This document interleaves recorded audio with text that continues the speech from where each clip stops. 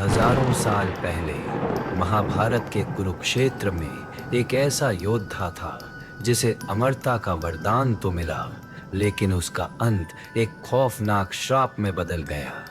अश्वत्थामा, गुरु द्रोणाचार्य का वो पुत्र जिसके पास शक्ति, ज्ञान और माथे पर चमकती दिव्य मणि थी, लेकिन उसके अंदर असुरक्षा और अहंकार का एक ऐसा जहरीला बीज पनप रहा था जिसने उसे कलयुग के सबसे बड़े मानसिक शिकारी में बदल दिया।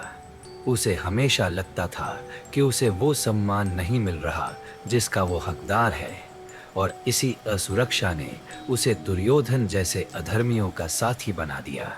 महाभारत युद्ध के 18वें दिन की वो रात इतिहास की सबसे काली रात थी, जब अश्वत्थामा ने कायरता की सारी हदें पार करते हुए सोते हुए मासूम पांडव पुत्रों का गला काट दिया।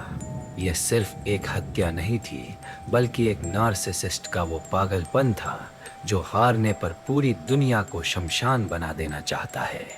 जब उसकी नफरत यही नहीं रुकी और उसने ब्रह्मास्त्र का प्रयोग एक अजन्मे बच्चे पर किया, तब स्वयं भगवान कृष्ण ने हस्तक्षेप किया।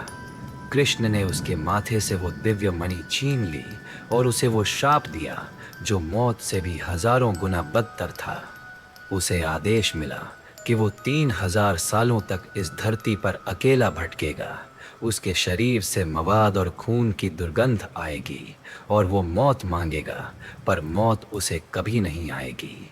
आज भी संभल के घने जंगलों और पुराने किलों के आसपास लोग दावा करते हैं कि उन्होंने एक अति मानवीय कद के व्यक्ति को देखा है जो अपने माथे के जख्म के लिए तेल और पट्टी मांगता है। ये भटकना सिर्फ एक पौराणिक कथा नहीं है, बल्कि एक कड़वा सच है कि जो लोग दूसरों को मानसिक चोट देकर उनकी दुनिया उजाड़ देते हैं, वे अंत में अपनी ही यादों के नर्क में कैद होकर रह जाते हैं। आज हमारे बीच कोई अश्वत्थामा तलवार लेकर नहीं घूम रहा, लेकिन वो नार्सिसिस्ट पार्टनर या दोस्त के रूप में हमारे आसपास ही मौजूद है, जो आपको गैस लाइट करता है और आपको अंदर से खोखला बना देता है।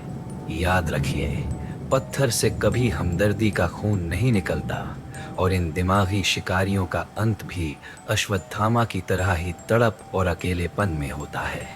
संभल की धरती पर जब कल की अवतार का उदय होगा, तभी इस योद्धा को मुक्ति मिलेगी और अधर्म के इन तमाम मुखौटों का अंत होगा। तब तक अपनी आत्मा को इन शिकारियों से बचा कर रखें और सजग रहें।